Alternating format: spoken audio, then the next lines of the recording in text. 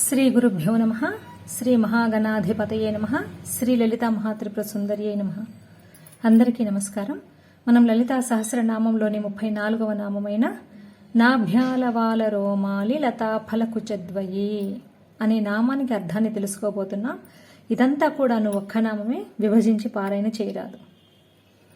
ఈ శ్లోకంలో జగన్మాత యొక్క నాభిని గురించి వర్ణిస్తూ ఉన్నారు. ఆ జగన్మాత యొక్క నాభి ఒక పాదుగా ఉన్నదట. మొక్కకి పాదు అవసరం కదా, పాదు సరిగా ఉంటేనే మొక్క చక్కగా ఎదిగి మనకి ఫలాలను ఇస్తూ ఉంటుంది. అదేవిధంగా హ్రీంకార బీజానికి నిన్న చెప్పుకున్నాం కదా, హ్రీం శ్రీం మాతృ బీజాలు అని. అలా హ్రీంకార శ్రీంకార బీజాలకి పాదుగా అమ్మవారి నాభి ఉన్నదట.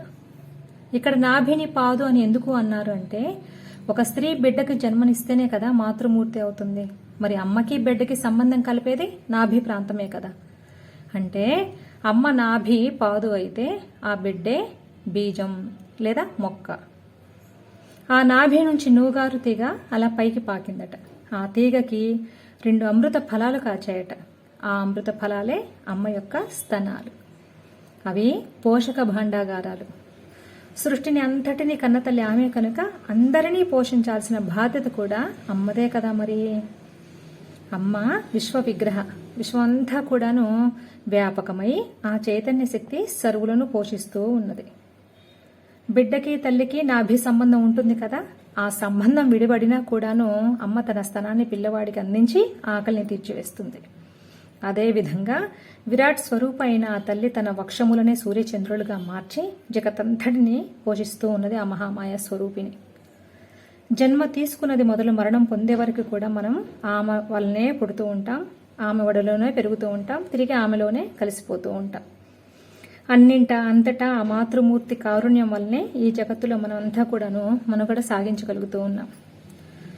సృష్టిలో ఉన్న ప్రతి ఒక్కటి ఆ జగన్మాత యొక్క గర్భం నుంచి ఉద్భవించినవి. అమ్మ గర్భంలోనే సమస్త లోకాలు ఉన్నాయి. ప్రతి లోకంలో ఉన్న జీవరాశికి తన మాతృ ప్రేమని ధారలుగా కురిపిస్తున్నది.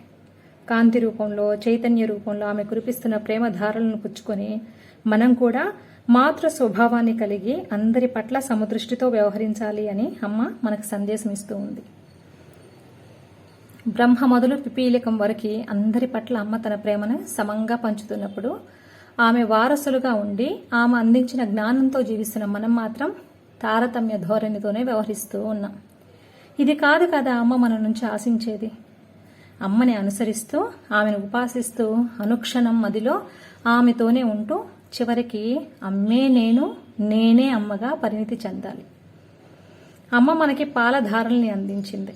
ఆ కారుణ్యమూర్తిని సదా ధ్యానిస్తూ ఆమెను గురించి మాట్లాడిన, ఆమె రూపాన్ని చూసిన ఆనందంతో అప్రయత్నంగా మనకి అశ్రుధారలు రావాలి. అదే అమ్మకి మనం ఇచ్చే అసలైన ప్రేమ కానుక. మరో నామంతో మళ్ళీ కలుద్దాం. సర్వం శ్రీ జగదంబ పాదార విందార్పణమస్తు. స్వస్తి.